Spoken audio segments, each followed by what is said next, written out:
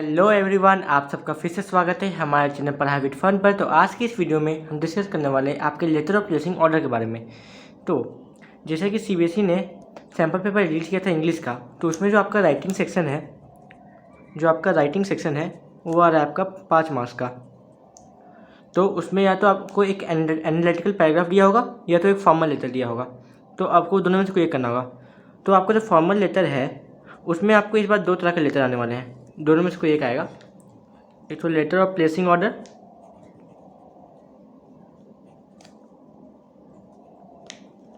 और दूसरा है लेटर ऑफ इंक्वायरी। तो आपके इन्हीं दो में से कोई एक लेटर आएंगे। तो आज की इस वीडियो में हम डिस्कस करने वाले लेटर ऑफ प्लेसिंग ऑर्डर के। तो क्योंकि ये 5 मार्क्स का है तो ये आपके लिए बहुत इंपॉर्टेंट समझना, और इतना ईजी है कि आपको मान लीजिए फ्री के 5 मार्क्स मिलने वाले हैं। तो चलिए जल्दी से वीडियो को स्टार्ट करते हैं। तो दोस्तों, लेटर ऑफ प्लेसिंग ऑर्डर के फॉर्मेट जानने से पहले हम जान लेते हैं कि वो होता क्या है। तो letter of placing order, letters written for assigning orders for goods और आइटम्स और लेटर्स फॉर प्लेसिंग ऑर्डर।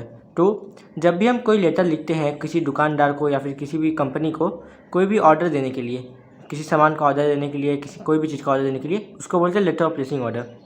ये आजकल की ज़िंदगी में लिखने में बहुत ज़्यादा लिखा जाता है कि, और ये बहुत बड़े पैमाने पर बहुत सारे ऑर्डर दिए थे ना, तो इसलिए लिखा जाता है। तो ये कुछ इंपॉर्टेंट पॉइंट्स है जो आपको लेटर ऑफ प्लेसिंग ऑर्डर लिखते समय ध्यान में रखना है। They are written in a very well plan and specific manner. आपको इसे एक वेल प्लान तरीके से लिखना है, ऐसा नहीं कि कुछ भी लिख देना है। एकदम आपको अच्छा से समझ के लिखना है कि आपको क्या लिख रहे हैं, और एकदम अच्छा से लिखना है फॉर्मल वे में, क्योंकि आप किसी से कोई दरख्वास्त करें आपको कुछ सर्विस प्रोवाइड करने के लिए, तो आप अच्छा से बोलेंगे ना, तो इसलिए फॉर्मल वे में लिखना है इसको। They are quite common and are written in daily basis. ये तो मैंने बता दिया कि रोज़मर्रा की ज़िंदगी में ये बहुत ज़्यादा लिखा जाता है। The language of the letter is very formal. आपको बहुत ही ज़्यादा फॉर्मल वे में लिखना है, एकदम अच्छे से। Complete and accurate information should be mention in the letter because incomplete information can result in delayed delivery. हाँ, ये बहुत ज़्यादा इंपॉर्टेंट पॉइंट है, इसलिए इस पर स्टार मार्क लगा हुआ है कि जब भी आप इसको लेटर लिखेंगे तो आपको सारी इन्फॉर्मेशन प्रोवाइड करनी है। जैसे कि आपको कब तक डिलीवरी चाहिए, आप पेमेंट किस मोड में करेंगे, कैश ऑन डिलीवरी करेंगे या फिर ऑनलाइन मोड में ये पेमेंट करेंगे, और वगैरह वगैरह। या फिर आप ट्रांसपोर्टेशन कॉस्ट आप बिल के साथ ऐड करेंगे या फिर वही जो आपको प्रोवाइड कर रहा है वो देगा। तो यही सब, क्योंकि अगर आपने नहीं दिया तो आपको डिले डिलीवरी फेस करनी पड़ सकती है। डिलीवरी मतलब आपको डिलीवरी आपको देर से मिलेगी फिर। और सबसे आखिरी पॉइंट है, moreover this letter are to be written to the point only, you don't need to add any extra information. और इन लेटर्स को टू द पॉइंट लिखिएगा। ऐसा नहीं कि कोई भी ऐसे इन्फॉर्मेशन डाल, जैसे कि आप बात करें दुकानदार से कि हाँ आप कैसे हैं, अच्छे हैं या नहीं, ये सब बातें आपको नहीं करनी है। ये फॉर्मल लेटर है, आपको पॉइंट टू पॉइंट बस लिखना है, टू द पॉइंट। ठीक है, तो ये कुछ बातें हैं जो आपको लेटर प्लेसिंग ऑर्डर लिखते समय ध्यान में रखनी है। तो चलिए अब इसका फॉर्मेट देख लेते हैं। तो इसका फॉर्मेट एकदम सिंपल सा है, जैसे कि हर ये फॉर्मल लेटर का होता है। सबसे पहले आपको सेंडर से लिखना है अपना पता, या तो आपको क्वेश्चन में दिया होगा। उसके बाद आपको एक लाइन छोड़नी है। एक लाइन छोड़ के आपको डेट लिखना है। डेट किस तरह, जैसे ये इस तरह होता है ना डेट का फॉर्मेट, ये लिखें, फिर उसका मंथ नाम, उसके बाद ईयर, इस तरह आपको डेट लिखना है। फिर उसके बाद एक लाइन छोड़ के रिसीवर का एड्रेस, आप किसको लिख रहे हैं सबसे पहले लिखना है कि रिसीवर का डेस्टिनेशन क्या है। जैसे आप किसी शॉप के मैनेजर को लिख रहे हैं या फिर किसी डायरेक्टर को लिख रहे हैं, ये सब। उसके बाद उसके शॉप का नाम या फिर कंपनी का नाम, उसके बाद वो सिटी या स्टेट का नाम। तो ये हुआ रिसीवर का एड्रेस लिखने का तरीका। उसके बाद आपको एक लाइन छोड़नी है, उसके बाद आपको सब्जेक्ट लिखना है। सब्जेक्ट में आप इस तरह लिख सकते हैं, ऑर्डर प्लेसमेंट फॉर सोचिए मान लीजिए आप स्पोर्ट्स गुड्स के लिए कर रहे हैं तो order placement for sports goods, इस तरह लिख सकते हैं। नहीं तो आप लिख सकते हैं placing order for sports good, इस तरह लिख सकते हैं। उसके बाद आपको एक लाइन छोड़ के सैल्यूटेशन देनी है। सैल्यूटेशन आप ये तीनों में से कोई लिख सकते हैं, या तो रेस्पेक्टेड सर मैडम लिखिए, या तो सर मैडम लिख दीजिए, या फिर सिंपल डियर सर मैडम लिख दीजिए। तीनों ही सबसे अच्छा है, लेकिन मैं रिकमेंड करूँगा ये आप ये लिखें या तो ये लिखें, क्योंकि ज़्यादा पढ़ने में ज़्यादा अच्छा लगता है। उसके बाद आपको जानते हैं कि फॉर्मल लेटर में आपको बॉडी 3 पैराग्राफ में लिखनी होती है। तो उतना लिखने के बाद बॉडी कैसे लिखना भी हम आपको बताएंगे। तो पहले फॉर्मेट समझ लेते हैं। बॉडी 3 पैराग्राफ में लिखनी है। उसके बाद आखिर में कॉम्प्लीमेंट्री क्लोज करना है। क्या लिख के थैंक यू लिखना है, थैंकिंग यू, फिर योर फेथफुली, फिर अपना नाम और डेसिग्नेशन। ये सब आपको क्वेश्चन में दिया रहेगा। ठीक है। तो ये हुआ एकदम simple letter of placing order का फॉर्मेट। तब चलिए हम समझते हैं कि आपको बॉडी में लिखना क्या है। तो देखिए, तो जो आपकी बॉडी रहेगी, तो आपको पैराग्राफ 1 में आप इस तरह शुरुआत कर सकते हैं। This has reference to the quotation dated. आप जिस दिन लेटर लिख रहे हैं उससे कुछ दिन पहले का डेट लिख दीजिए। With due regards it is to be stated that I am really impressed with your advertisement and wish to purchase dash dash. क्या क्या खरीदना वो लिख देना, मतलब क्या चीज़ खरीदने वाले वो लिख देना है आपको। उसके बाद पैराग्राफ 2 में फिर आप लिख देंगे क्या क्या आपको खरीदना चाहते हैं। आपको लिस्ट लिख देना है सामान का जो आपको चाहिए, कितना क्वांटिटी में चाहिए, किस ब्रांड का चाहिए, वो सब लिख देना है आपको पैराग्राफ 2 में। और आखिरी पैराग्राफ में कोई भी एडिशनल इन्फॉर्मेशन, जैसे आपको डिलीवरी मेथड कैसा है, कोई कंडीशंस आप रख रहे हैं यानी डेडलाइन कितनी है, मोड ऑफ पेमेंट, ये सब आपको लिखना होगा। तो ये तो मैंने आपको इतना समझा दिया है। तो चलिए एक एग्जाम्पल देख लेते हैं, उससे आपको अच्छा समझ आ जाएगा। हाँ तो दोस्तों ये एक एग्जाम्पल है, इसको पहले देखिए, आपको क्वेश्चन इसी तरह आएगा। पहले पढ़ लेते हैं। Write a letter to the Delhi sports Daryaganj New Delhi. तो ये आ गया आपको रिसीवर्स एड्रेस। आपको दिल्ली स्पोर्ट्स एक तो दुकान है जो कि दरियागंज में है, न्यू दिल्ली में, वहाँ उसको आपको लेटर लिखना है। किस चीज़ के लिए? आपको placing an order for sports article. आपको स्पोर्ट्स आर्टिकल के लिए ऑर्डर प्लेस करना है, जैसे football, cricket ball, tennis ball और क्रिकेट बैट, ये सब के लिए आपको ऑर्डर प्लेस करना है।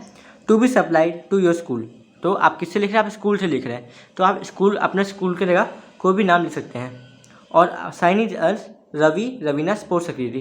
तो आपको जो योर फेथफुली के बाद आपको जो नाम लिखना है वो देखिए ये दिया हुआ है, और यहाँ पे आपका डेसिग्नेशन है ये। अब देखिए, तो हम पहले क्या लिखना है आपको? Sender's address. तो यहाँ लिखा हुआ है योर स्कूल, तो आप कोई भी स्कूल का नाम लिख दीजिए। तो मैंने यहाँ XYZ स्कूल लिख दिया है। और न्यू, क्योंकि आप दिल्ली का एक दुकान में कर रहे हैं, तो आप दिल्ली से ही कर रहे होंगे ना, यही नहीं कि यह नहीं था या उत्तर प्रदेश से दिल्ली में दुकान में मंगा रहे, ऐसा नहीं। तो XYZ स्कूल न्यू दिल्ली लिख दिया मैंने। उसके बाद एक लाइन छोड़ के आपको डेट लिखनी है। तो मैंने ये अपनी डेट लिख दी आज की। तो आप चाहे तो उसमें जो डेट जिस दिन आप लिख रहे हैं उसका डेट डालना है आपको। उसके बाद एक लाइन छोड़ के रिसीवर का एड्रेस। तो किसी भी दुकान का कोई मैनेजर होता है ना, तो वो लिख देंगे द मैनेजर दिल्ली स्पोर्ट्स, जो कि दिया हुआ था आपको, दरियागंज न्यू दिल्ली। तो दिल्ली स्पोर्ट्स दरियागंज न्यू दिल्ली। तो ये आपका हो गया सेंडर्स एड्रेस, या आपका हो गया डेट, या आपका हो गया रिसीवर एड्रेस। तो चलिए, उसके बाद आपको क्या करना था? एक लाइन छोड़ के सब्जेक्ट लिखनी है। सब्जेक्ट में क्या लिखेंगे? Placing order for sports equipment. ये लाइन बहुत ही कॉमन है, प्लेसिंग ऑर्डर फॉर, फिर आप जो मंगा रहे हैं उसके बाद उसका लिख दीजिए बनाम, ठीक है। उसके बाद एक लाइन छोड़ के सैल्यूटेशन देना है। तो मैंने यहाँ लिख दिया रिस्पेक्टेड सर मैडम। आप चाहिए तो यहाँ डियर सर डियर मैडम भी लिख सकते हैं, या फिर आप सीधा सर मैडम भी लिख सकते हैं। मैंने यहाँ रिस्पेक्टेड सर मैडम लिख दिया क्योंकि ये ज़्यादा अच्छा लगता है, क्योंकि आप उसको रिस्पेक्ट कर रहे हैं, तो वो पढ़ के खुश हो जाएगा। उसके बाद आपको सीधा स्टार्ट करना है। तो देखिए, वही जो लाइन मैंने आपको पीछे बताई थी वही सीधा लिखा है। This has reference to the quotation dated. अब देखिए, यहाँ मैंने 13 मार्च 2022 लिखा है, तो इससे पहले ही कोई डेट डाली मैंने, तो 13 फरवरी 2022। With due regards we are please to inform you that our school management has decide to place an order with you.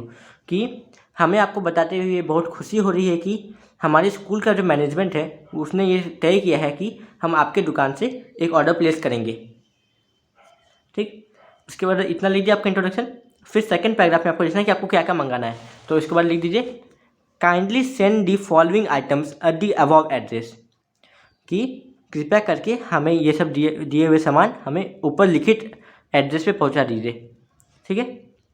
तो आपको किस तरह लिखना है? पहले सीरियल नंबर लिखना, फिर 1 2 3 4, क्योंकि देखने में अच्छा लगता है। आप लिस्ट कर देंगे तो देखने में सुंदर लगेगा।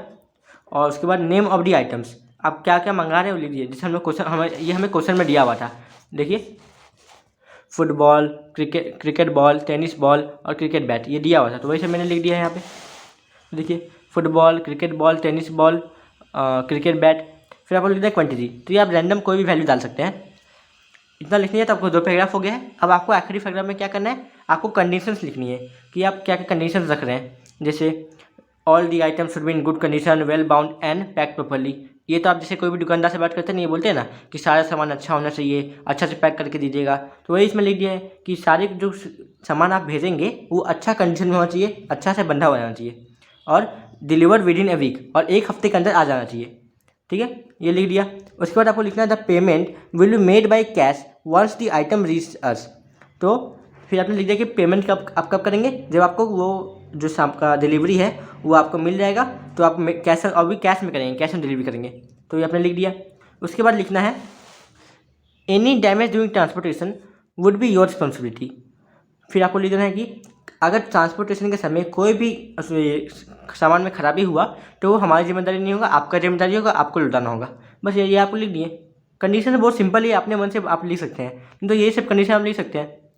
आप नॉर्मल जिस तरह किसी दुकानदार से बोलते हैं ना कि क्या क्या कंडीशन आप रखते हैं सामान लेने से पहले, कि हाँ कोई अगर ट्रांसपोर्टेशन आपको भेजते समय आपको कोई भी दिक्कत हो तो हम ये सामान लेंगे नहीं, आपको घुमा के देना होगा, तो वही लिख दिया इस तरह। फिर इतना लिखने के बाद आप थोड़ा तारीफ़ कर दीजिएगा। आप तारीफ़ कर देंगे तो जो दुकानदार है उसको अच्छा लगेगा। फिर वो सोचेगा कि जैसे लीजिए मैंने, though in past you have never given us any opportunity to complain and the goods have always reach us well on time and in excellent condition as per our specifications. We do expect this same delivery this time as well. कि आपने आपसे आज से पहले जो हमने अपने order किया था उस सब आपने एकदम टाइम पे पहुंचाया था, आपने हमें कंप्लेन करने का कभी अब तक मौका नहीं दिया है, और आपने क्या बोलते हैं जिस तरह हम लोग ये कंडीशन रखी थी उसके हिसाब से अपने सामान पहुंचाया था, और हम लोग इसी तरह की डिलीवरी इस बार भी चाहते हैं। तो इतना लिखने के बाद वो क्या बोलते हैं जो दुकानदार है वो सोचेगा ना कि मैंने पिछली बार अच्छा दिया था तो इस बार भी अच्छा देना होगा, नहीं तो मेरी नाक कट जाएगी। तो इस तरह आप ये सब लिखेंगे तो बहुत सुंदर लगेगा, और साथ ही साथ आपको इतना आपका बॉडी यहीं खत्म हो जाएगा। 3 पैराग्राफ यहाँ हो गया।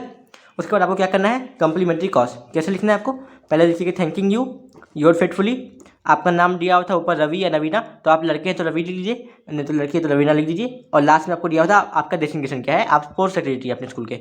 तो ये हुआ आपका एक example letter of placing order का। ठीक है।